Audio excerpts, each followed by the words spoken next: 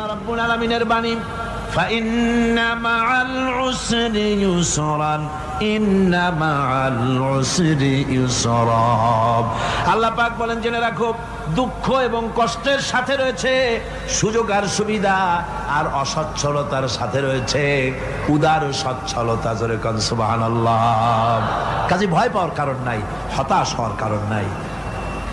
মন আশায় বুক বেঁধে রাখো।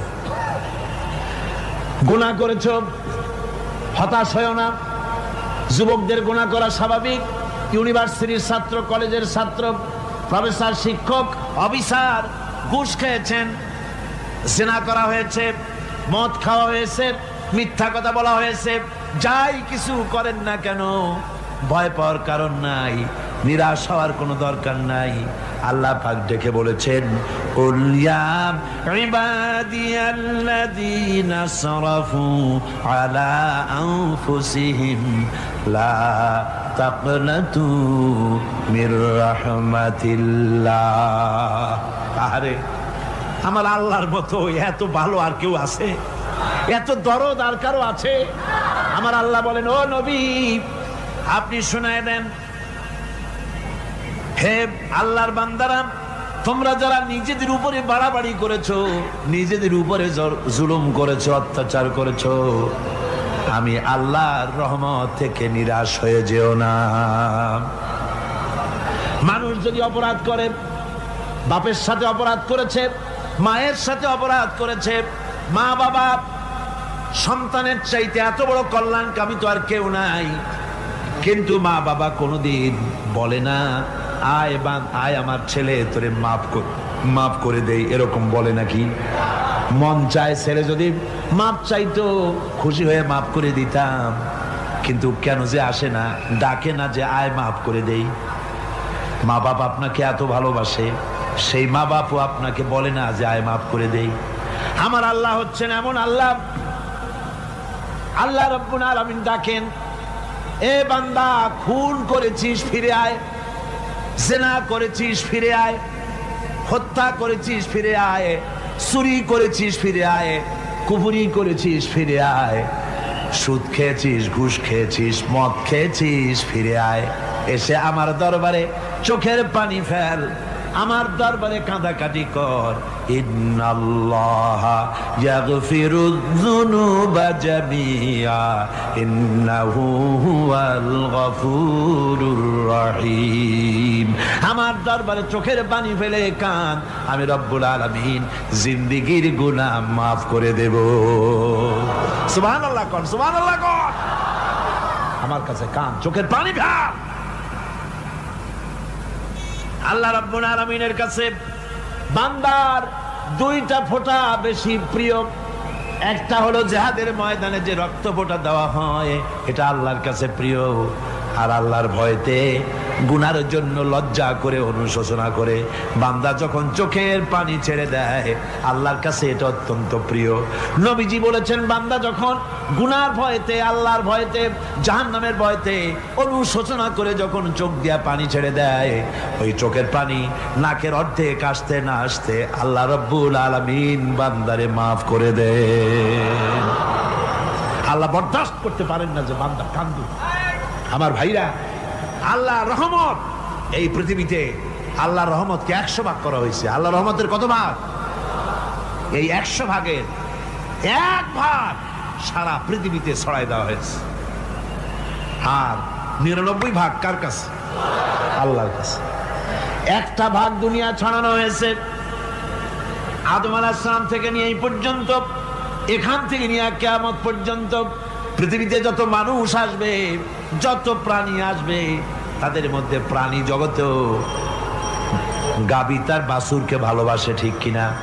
হাতি তার বাচ্চাকে ভালোবাসে, ঠিক কিনা? মুরগি তার বাচ্চাকে ভালোবাসে কিনা? প্রত্যেক মাই তার সন্তানকে ভালোবাসে মানুষের মতো। এই ভালোবাসা, স্নেহ, এই মমতা, এই করুণা, এই মহব্বত একটা ভাগ দুনিয়ায় দেওয়ার পর আপনি আর আমি যতটুকুন ভাগে পেয়েছি সেই মহব্বতে, স্ত্রীর মহব্বতে অস্থির, মায়ের মহব্বতে অস্থির, সন্তানের মহব্বতে অস্থির।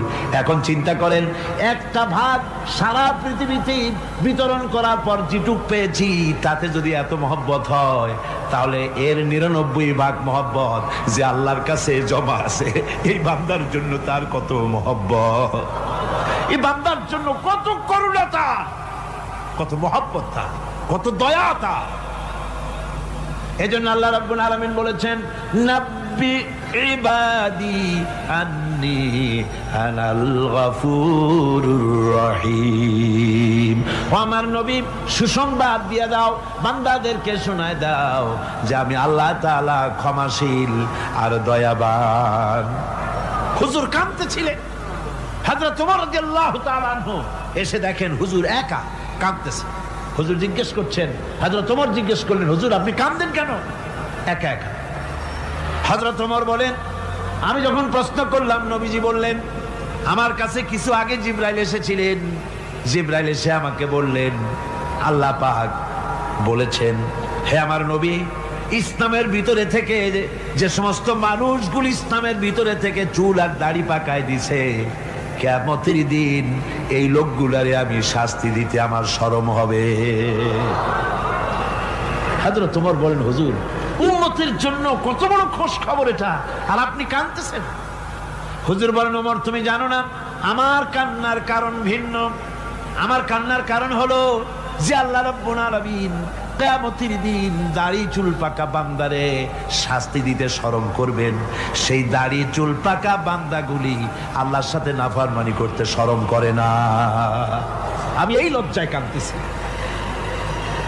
ভাইরা, হুজুর আল্লাহ পাক বলেন, আমার নবী, রাতের আধারে যখন একটা বুড়া আমার দরবারে হাত উঁচু করে, একটা বুড়া মানুষ রাতের আধারে যখন আমার দরবারে হাত উঁচু করে আর যখন বলতে থাকে, রব্বুল আলামিন আমার পেছনের জীবনটা বড় খারাপ করেছি, এমন কোন কাজ জীবনে করি নাই যা তোমার কাছে কিছু দাবি করতে পারি, সব রকমের নাফরমানি করেছি, আজ আমি বুড়া হয়ে গেছি, কামাই করতে পারি না, ছেলে আমাকে চোখে দেখতে পারে না, পুত্রবধূ আমাকে ঘরে জায়গা দেয় না, আমার স্ত্রী আমাকে দেখতে পারে না, রোজগার করতে পারি না, হাঁটতে পারি না, চলতে পারি না, সবার কাছে আমি তিতা হয়ে গেছি, আমি দাঁড়াতে পারি না, কোমরে ব্যথা পাই, হাঁটুতে ব্যথা পাই, চলতে পারি না, কানে শুনতে পাই না, চোখে দেখতে পারি না, আর তোমার কাছে কিছু চাইয়া নেব এমন ভালো কাজও করি নাই। এইভাবে যখন বান্দা কাঁদতে থাকে আমার দরবারে, ও আমার হাবিব আমার রহমতের দরিয়ায় জোশ মেরে যায়, আমার শরম হয় এই বুড়াটারে কেমনে খালি হাতে ফিরাইয়া দেই। সুবহানাল্লাহ, সুবহানাল্লাহ।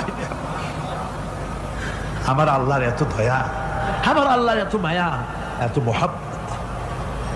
আমার আল্লাহ রাব্বুল আলামিন বলেন, وَإِذَا سَأَلَكَ عِبَادِي عَنِّي فَإِنِّي قَرِيبٌ। আমার হাবিব, আমার বান্দা আমার ব্যাপারে প্রশ্ন করে, আমি বান্দার একদম নিকটে। কোরআন শরীফের ভিতরে যত জায়গায় রাসূলকে বলা হয়েছে সুয়ালের কথা, আপনাকে প্রশ্ন করা হয়, আল্লাহ তার জবাব কুল এই কথা বলে জবাব দিয়েছেন। যত জায়গায় সুয়াল এসেছে, যেমন কোরআনে কারীমের মধ্যে আল্লাহ পাক বলেন, ওয়ায়াসআলুনাকা আনিল মাহিদ, মেয়েদের হায়েজ সম্পর্কে জিজ্ঞাসা করা হয়, কুল হিয়া আযা, হে নবী আপনি বলুন। এভাবে করে কুল দিয়ে জবাব দেওয়া হচ্ছে। আবার প্রশ্ন করা হচ্ছে, ওয়ায়াসআলুনাকা আনিল আনফাল, এই গনিমতের মাল সম্পর্কে হুজুর আপনাকে, হে নবী আপনাকে প্রশ্ন করা হয়। আল্লাহ কুল দিয়া জবাব দিলেন, আল্লাহ বলেন আপনি বলেন। ওয়ায়াসআলুনাকা আনিল খামরি ওয়াল মাইসির, আল্লাহ পাক বলেন নবী আপনারে প্রশ্ন করা হয়, কুল ফীহিমা ইসমুন কাবীর, আল্লাহ কুল দিয়া বললেন তুমি বলো। আবার বলা হলো ওয়ায়াসআলুনাকা আনিল আহিল্লা, কুল হিয়া মাওয়াকিতু লিন্নাস। ও নবী, আপনাকে প্রশ্ন করা হয় চাঁদের ক্রমবর্ধমান এবং ক্রমহ্রাস, এই যে বাড়ে আর কমে, পূর্ণিমা হয় অমাবস্যা হয়, কেন হয়? আপনি বলুন। কুল, আপনি বলেন, এটা আমি অক্ত এবং সময়, বছর আর দিন গণনা করার জন্য পৃথিবীবাসীদের জন্য বিনা পয়সায় একটা ক্যালেন্ডার বানাইয়া আকাশে ঝুলাই রেখেছি। এভাবে যত জায়গায় এসেছে আপনাকে প্রশ্ন করা হয়, তত জায়গায় আল্লাহ জবাব দিয়েছেন কুল, আপনি বলেন। গোটা কোরআন শরীফের ভিতরে এই একটি মাত্র জায়গা যেখানে বলা হয়েছে আপনাকে প্রশ্ন করা হয়। আল্লাহ এখানে বলতে পারতেন কুল, আপনি বলেন, আল্লাহ তোমাদের নিকটবর্তী, এভাবে জবাব হয় নাই। এটা কায়দাটা হলো এই, আল্লাহ বলতেছেন ওয়াইজা সালাকা ইবাদি, ও আমার নবী, প্রশ্ন তো আমার বান্দারা আমার ব্যাপারে করেছে, এবার আপনার জবাবের কোনো দরকার নাই। প্রশ্ন আমার ব্যাপারে, আমি নিজে জবাব দিয়ে দেই, ফা ইন্নী কারীব।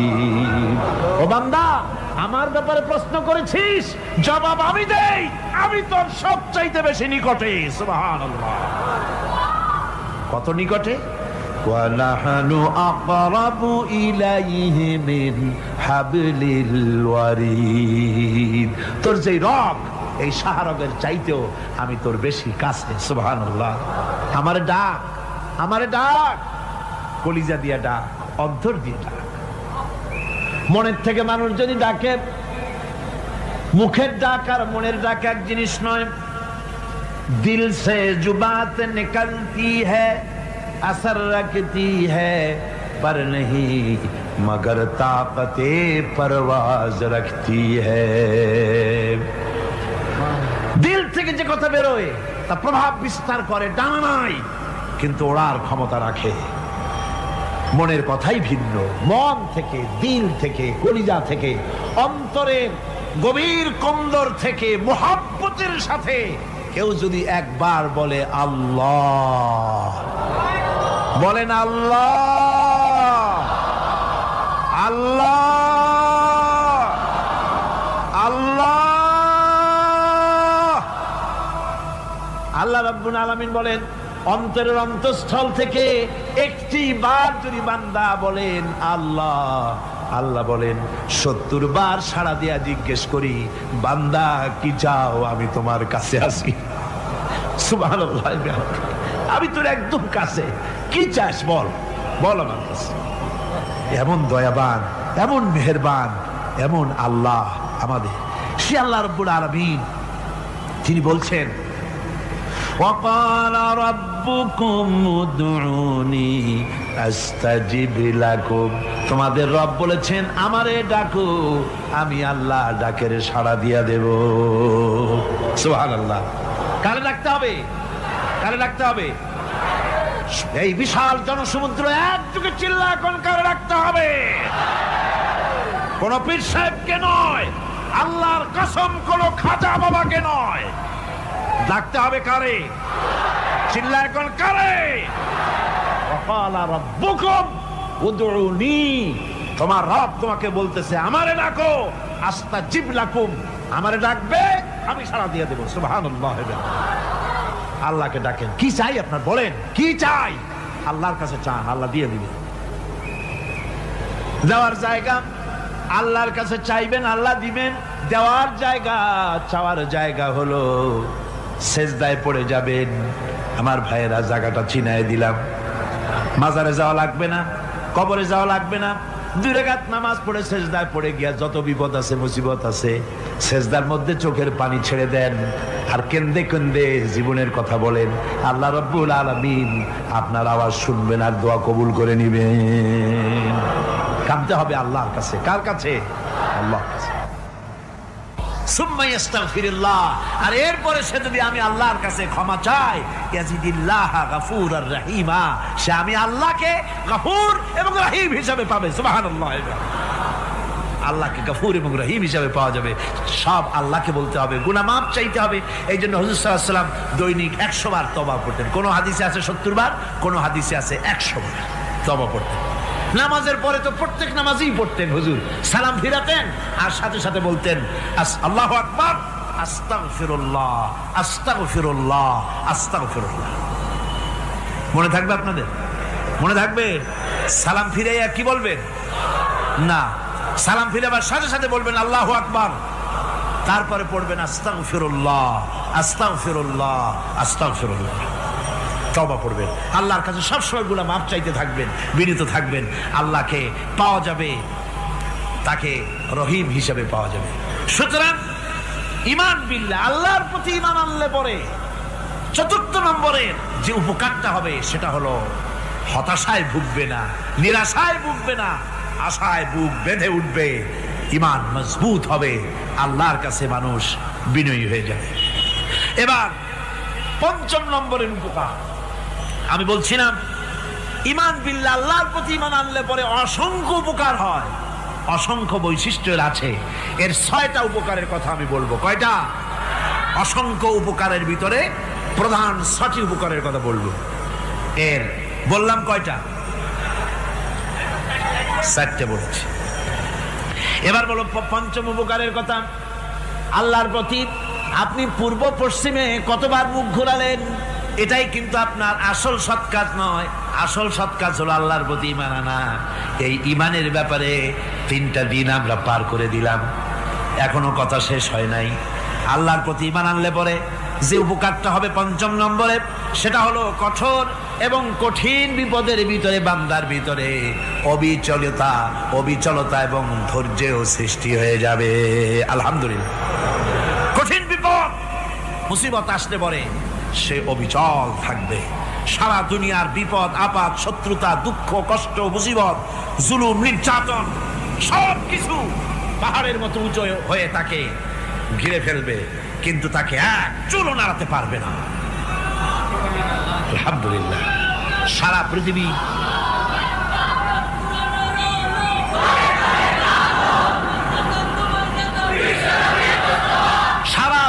একদিকে আর সে একা একদিকে থাকবে। বিরোধিতা তো হবেই, বিপদ তো আসবেই। কবি বলতেছেন, সাথে জাকা রহা হ্যায় अज़ल से ता इमरोज, सते जाका रहा है अज़ल से ता इमरोज, चरागे मुस्तफावी से शरारे बुलहबीस। সে আবহমান কাল থেকে শুরু করে মুস্তাফা সাল্লাল্লাহু আলাইহি ওয়াসাল্লামের দীপ শিখার সাথে আবু জাহেল, আবু লাহাবের অগ্নিস্ফুলিঙ্গের টক্কর লেগেই আছে। রাসূলুল্লাহর আল্লাহর দেওয়া এই বিধান, এই দ্বীনের বাতিটা টিম টিম করে চলেছে। আর গোরকি, টর্নেডো, হাজার হাজার মাইল বেগে হেরিকেন এসেছে, গোরকি এসেছে, টর্নেডো এসেছে, টাইফুন এসেছে, কিন্তু এই আলো নিবাইতে পারে নাই। সুবহানাল্লাহ। এই আলো নিবাতে পারে নাই। এই শত্রুতা চিরকালের, নিবাতে পারবে না। কারণ হচ্ছে আল্লাহ রাব্বুল আলামিন বলেছেন, ইউরিদুনা লিইউতফিউ নূরাল্লাহি বিআফওয়াহিহিম ওয়াল্লাহু মুতিম্মু নূরিহি ওয়ালাউ কারিহাল কাফিরুন। ওরা চায় মুখের ফু দিয়ে আমার আলোকে নিভিয়ে দেবে, কিন্তু আমি আমার আলোকে পূর্ণতা দান করব। তাতে কাফের বেঈমানদের কলজায় যত জ্বালা যন্ত্রণা হোক, আমার দ্বীন কেউ মিটাই দিতে পারবে না। সুবহানাল্লাহ। সুতরাং বিপদে অবিচলতা আসবে, সে অটল হবে, মজবুত হবে। কোরআনে কারীম বলতেছে, ওয়া কাযালিকা জাআলনা লিকুল্লি নাবিয়্যিন আদুওয়াম মিনাল মুজরিমিন। এই পৃথিবীতে এমনি করে আমি সকল নবীদের শত্রু বানিয়েছি, সব পাপিষ্ঠ অপরাধীদেরকে। নবীদের সাথে বিরোধিতা করেছে কারা? পাপিষ্ঠরা, অপরাধীরা। আজও খুঁজে দেখেন, আজও ইসলামী আন্দোলনের বিরোধিতা যারা করে সবগুলি কি? পাপিষ্ঠ। সত্য কিনা কর? ইসলামী আন্দোলনের বিরোধিতা যারা করে, হিসাব করে চোখ দিয়ে তাকায় দেখেন, খুঁজে দেখেন তাদের নামগুলি। মদখোর, জেনাকার, বদমাশ, চোর, হাইজাকার, বেনামাজি, লুটেরা, মিথ্যাবাদী, সবচাইতে সমাজের নিকৃষ্ট লোকগুলি ইসলামের বিরুদ্ধে।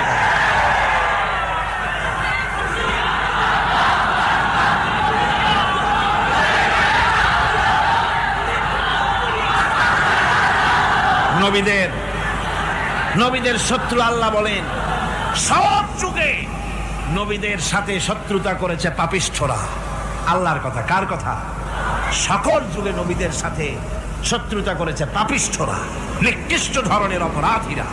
সুতরাং নবী রাসূলদের অবস্থা যখন এই, তখন দ্বীনের দাওয়াত যারাই দেবে তাদের কিসমত এরকম হবেই। এই বাধার মোকাবেলা তাদেরও করতে হবে। এই যে বাধাটা আসে, এই যে মারে, অপরাধ কি? এই যে তারা চোর বা ডাকাত যাদের মারা হয়। আল্লাহ রাব্বুল আলামিন বলেন অপরাধ হলো ওয়ামা নাকামু মিনহুম ইল্লা আইয়ুমিনু বিল্লাহিল আজিজিল হামিদ। অপরাধ হচ্ছে ইমানদার লোকদের উপরে নির্যাতন চালিয়েছে, অন্য কোনো কারণে নয়। কারণ একটাই, তারা আল্লাহর জমিনে আল্লাহর দ্বীন প্রতিষ্ঠা করতে চেয়েছে, আর কোনো অপরাধ না। জমিন আল্লাহর, জমিন কার?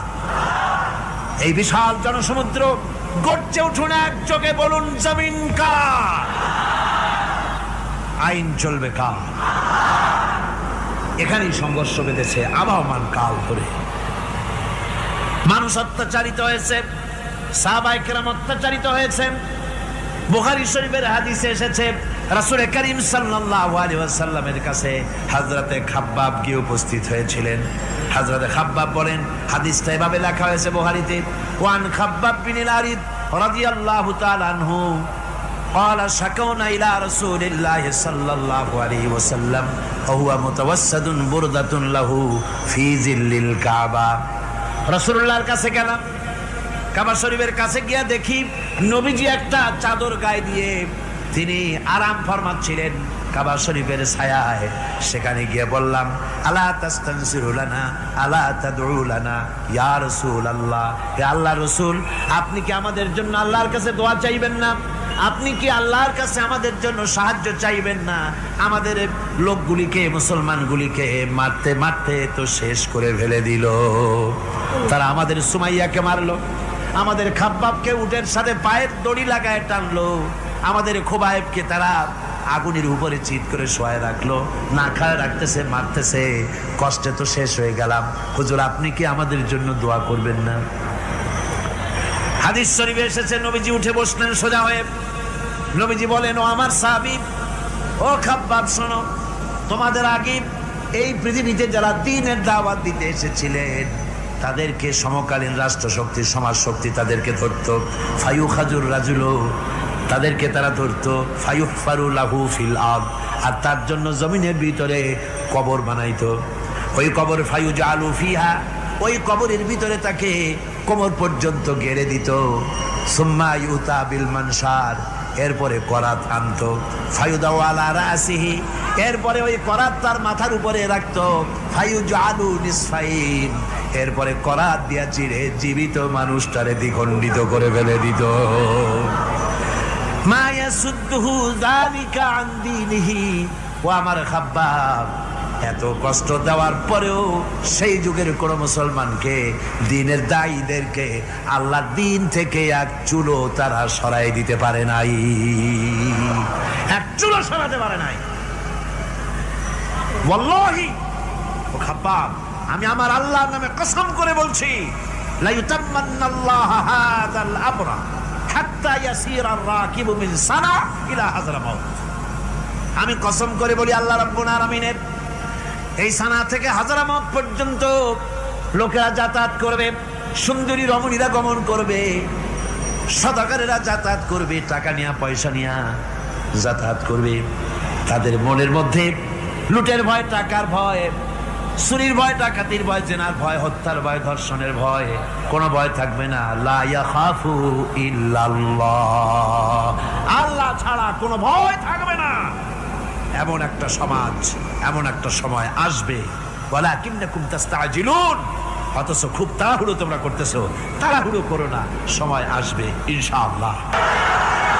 আমার ভাইয়েরা, আমার বন্ধুগণ, কঠিন বিপদে অবিচলতা এবং ধৈর্যের দৃষ্টান্ত রেখে গেছেন আম্বিয়া আলাইহিমুস সালাম। সুবহানাল্লাহ। কঠিন বিপদে অবিচলতা, দৃঢ়তা, ধৈর্য কারে বলে? তার দৃষ্টান্ত কারা রেখেছেন? আম্বিয়া আলাইহিস সালাম, ওনারাই আমাদের আদর্শ, নবীরাই আদর্শ। সাহাবায়ে কেরাম রিদওয়ানুল্লাহ তাআলা আলাইহিম আজমাইন আমাদের আদর্শ। ভাইরা আমার, মুসা আলাইহিস সালামকে ফেরাউন যখন ঘিরে ফেলে দিল, কোরআনের সব কথা গল্প গুজবার ইতিহাসের জন্য লেখা হয় নাই। কোরআনের মধ্যে যা লেখা হয়েছে সব বান্দাদের উপদেশের জন্য, যাতে করে লোকেরা চিরটা কাল এর থেকে উপদেশ নিয়ে নিজেদের তৈরি করতে পারে। জোরে বলেন সুবহানাল্লাহ। মুসা আলাইহিস সালামের কথা আল্লাহ বলেন, ফেরাউন তাকে ঘিরে ফেলে দিল, পালাবার রাস্তা নাই। ফালাম্মা তারাআল জামআন ক্বালা আসহাবু মূসা ইন্না লামুদরাকুন।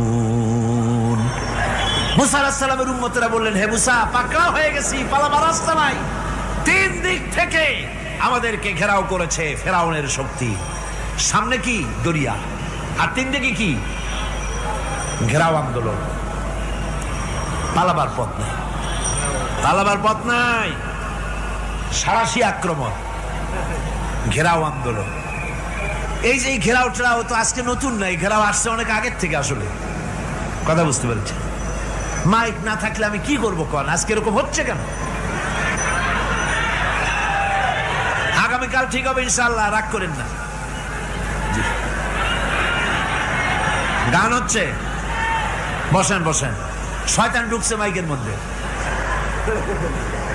অনেক সময় হয় কি, মাইকের হাই পাওয়ারের যে মেশিন আছে, এর ভিতরে ইথার থেকে রেডিওর ওই গানগুলি ওর মধ্যে ঢুকে পড়ে। কথা বুঝতে পেরেছেন? এই জন্য শয়তান তো আর বসে থাকে না, ওরও তো কিছু করার আছে। ধৈর্য ধরেন, ধৈর্য ধরেন। কালকে অপারেটরদেরকে মাওলানা শামসুদ্দিন সাহেবের কাছে অনুরোধ করব, অপারেটর একটু ভালো করে হেদায়েত করে দেবেন। মাইকে আজকে আমার নিজেরও কষ্ট হচ্ছে, আমিও বুঝতে পারছি না যে আমার কথাগুলি কি আওয়াজে বেরোচ্ছে, যার জন্য আমাকে বেশি চিল্লাইতে হচ্ছে। বক্তাকে কি লাউডে তার কথা বেরোচ্ছে তা তার কানে আসতে হয়, তাহলে বোঝা যায় যে আমার কথাগুলি কিভাবে বেরোচ্ছে। এটার এই অবস্থায় সিচুয়েশন আজকে নাই, এবং লোকেরাও মাইকের ব্যাপারে আজকে অভিযোগ করেছে, যা বিগত 16 বছরে করে নাই। সেটের ব্যাপারে কোথাও কোনো অসুবিধা হয়েছে? মাইকটা ভালো, এবং মাইক যারা দেন প্রতি বছর খেদমত করে, আল্লাহ তাদের প্রতি রহম করুন। সবাই বলেন আমিন। এদেরকে রাগ করে পথে পাই আবার মারধর করেন না। সিলেটের যে তাফসির মাহফিল হয়, বিগত 19 বছর তাফসির করেছি একটানা, এবার 20 বছর পুরো হবে ইনশাআল্লাহ। সিলেটে একটানা 20 বছর তাফসির করতেছি সেখানে।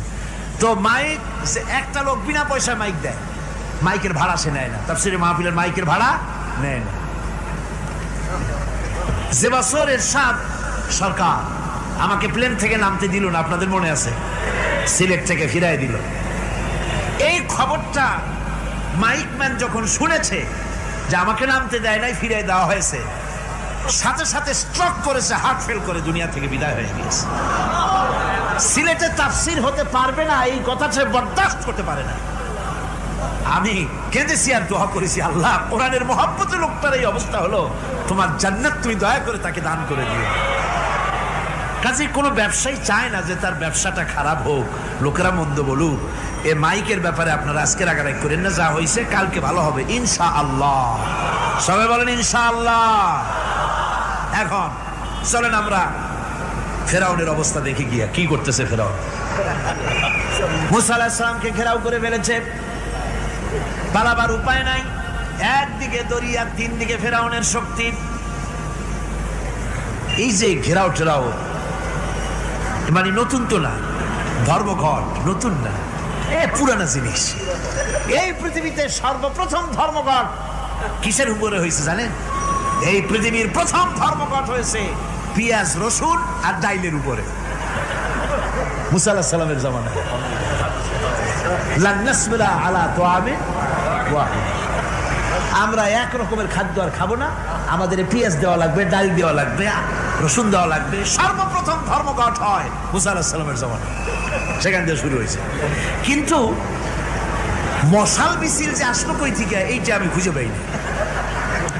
পরে প্রত্যেকটা জিনিসের তো ইতিহাস আছে, আমি খুঁজতে খুঁজতে পেলাম। আমি জানি না এর ইতিহাস মূলে কোথায়, কিন্তু আমি যতদূর খুঁজে পাইছি সেটা হলো মশাল মিছিলের আবিষ্কার হয়েছে লঙ্কায় রাবণের সময় হনুমানের লেজে আগুন দিয়া তারপরে লঙ্কা কাণ্ড ঘষালো, নামই আছে লঙ্কা কাণ্ড। হনুমানের লেজে আগুন দিয়ে রাবণ যে লঙ্কায় মশাল মিছিল করেছিল হনুমানকে দিয়া, ওই হনুমানের ওই সিস্টেমটা এখনো আমাদের দেশে চালু আছে। এইটা আসলে কোন ভদ্রলোকের এই মিছিল হওয়া উচিত না। আগুন নিয়ে কিসের মিছিল? আগুন হলো জাহান্নামের প্রতীক। আগুন কিসের প্রতীক? জাহান্নামের প্রতীক। যদিও আমাদের উপকারে লাগে, কাজে লাগে। সুতরাং আমরা যা করব প্রত্যেকটা জিনিসের পেছনে সুন্নতে নববীর কোনো না কিছু থাকতে হবে। কথা বুঝতে পেরেছেন? 3 দিক থেকে ঘেরাও হয়ে গেছে, পালাবার কোনো রাস্তা নেই। হযরতে মুসা আলাইহিস সালামের কাছে উম্মতেরা বললেন, পালাবার তো কোনো পথ নাই, এখন উপায়টা কি? আমাদের তো আর উপায় নাই। মুসা আলাইহিস সালাম দেখেন বিপদে পড়ে গেছেন, কিন্তু ধৈর্য হারান নাই, ভয় পান নাই। ভয় পাইছিলেন? ভয় পেয়েছেন? প্রশ্নই ওঠে না। মুসা আলাইহিস সালাম আল্লাহ পাক যাদেরকে বলেছেন উলুল আযম রাসূল, যাদের বলেছেন তার মধ্যে হযরত মুসা একজন উলুল আযম পয়গম্বর। চারটিখানি কথা না, আল্লাহ কথা বলছেন তার সাথে, কালিমুল্লাহ তিনি। সুবহানাল্লাহ। কোন মুসা আলাইহিস সালাম শোনালেন, কাল্লা ইন্না মাইয়া রাব্বি সায়াহদিন। কখনো নয়, আমার উম্মতেরা ভয় পেও না, আমার রব অবশ্যই আমাকে পথ দেখাবে। সুবহানাল্লাহ। 3 দিক থেকে শত্রু, একদিকে দরিয়া, পালাবার কোন রাস্তা নাই। সেখানে দৃঢ়তার সাথে তিনি বলছেন, অবশ্যই আমার আল্লাহ আমারে পথ দেখাবে। সুবহানাল্লাহ। নবীরা এই দৃঢ়তা দেখিয়েছেন, অবিচলতা দেখাইছেন। আল্লাহ পাক মুসা আলাইহিস সালাম যখন এই দৃঢ়তা দেখালেন, এই অবিচলতা দেখালেন, সঙ্গে সঙ্গে জিবরাইল এসে হাজির হয়ে গেলেন। আল্লাহ পাক বলেন, ফাআওহাইনা ইলা মুসা আন আদরিব বিআসাকাল বাহরা ফানফালাকা ফাকানা কুল্লু ফিরকিন কাত্তাউদিল আযীম। মুসা আলাইহিস সালামকে আমি ওহী নাযিল করলাম, তাকে বললাম হাতে যে লাঠি আছে এই লাঠি দিয়ে আঘাত করো দরিয়ার উপরে। দরিয়ার উপরে আঘাত করলেন, একটা রাস্তা হয় নাই, 12টা রাস্তা তৈরি হয়ে গেল। আর দেওয়ালগুলা পাহাড়ের মতো উঁচা হয়ে গেল। দরিয়ার ভিতরে পাহাড়ের মতো উঁচা মজবুত 12টা রাস্তা। এবার মুসা আলাইহিস সালাম তার দলবল নিয়ে চললেন। আল্লাহ রাব্বুল আলামিন বলেন, ওয়া আনজাইনা মুসা ওয়া মান মাআহু আজমাইন। মুসা এবং তার সাথী সঙ্গীদেরকে আমি পার করে দিলাম। মুসা আলাইহিস সালাম এবং তার সাথী সঙ্গী নিয়ে যখন দরিয়ার মাঝখানে আসছে, ফেরাউন তার দলবল নিয়ে এসে গেছে। আসে দেখে নদীর মধ্যে রাস্তা। বাবা, খুব তো কায়দা। ও মনে করছে ওর বাজানের তৈরি করা ডিস্ট্রিক্ট বোর্ডের রাস্তা। ওর লোকজন নিয়ে নেমে গেছে দরিয়ার ভিতরে। ও আসছে মাঝখানে, মুসা আলাইহিস সালাম চলে গেছেন ওপার, দরিয়া পার। মাঝখানে যখন এসে গেল, আল্লাহ রাব্বুল আলামিন পানিকে অর্ডার করলেন কুন। আল্লাহর তো বটন টেপা লাগে না, মুখ দিয়া কোনো হুকুম করা লাগে না, শুধু বলেন কুন। যে ব্যাপারে কুন বলেন ফায়াকুন, সাথে সাথে হয়ে যায়। আল্লাহ বললেন কুন, আর অমনি রাস্তা বন্ধ হয়ে গেল। এবার তুফান শুরু হয়েছে নদীতে, ঢেউয়ের উপরে ঢেউ, মৌজুন কাল জিবাল, পাহাড়ের মতো উঁচু হয়ে হয়ে ঢেউ আসতেছে। দলবল ঘোড়া আর অস্ত্রপাতি যা ছিল সব মরিয়া শেষ। এবার ফেরাউন একা উপরে ওঠে আর নিচে নামে, পানি খেতে খেতে পেটের কাম সারা। জনমের খাওয়া খাইছে পানি, এখন জান যায়। বাঁচবার আর উপায় নাই, বাঁচবার আর উপায় নাই। ফেরাউন তার নিজের জীবন সম্পর্কে হতাশ হয়ে গেল। এবার ফেরাউন বলতেছে, আমানতু আন্নাহু লা ইলাহা ইল্লাল্লাযী আমানাত বিহি বানু ইসরাঈল। আমি ঈমান আনলাম, আমি ঈমান আনলাম আল্লাহ ছাড়া কোনো ইলাহা নাই। ওই আল্লাহর উপর ঈমান আনলাম যে আল্লাহর উপরে ঈমান এনেছে বনি ইসরাঈলেরা। আল্লাহ যাতে ঠিক পাইছে কোন আল্লাহর উপর ঈমান আনছে। বনি ইসরাঈল আল্লাহর উপর ঈমান আনলাম। আল্লাহ এই তো মুসলমান হয়ে গেছি, এরপরও আমার সুবাও কেন? আল্লাহ রাব্বুল আলামিন জবাবে বলেন, আল আন, এখন ওয়াকাদ আসাইতা ক্বাবলু ওয়া কুনতা মিনাল মুফসিদিন। এখন ইমান আনার কথা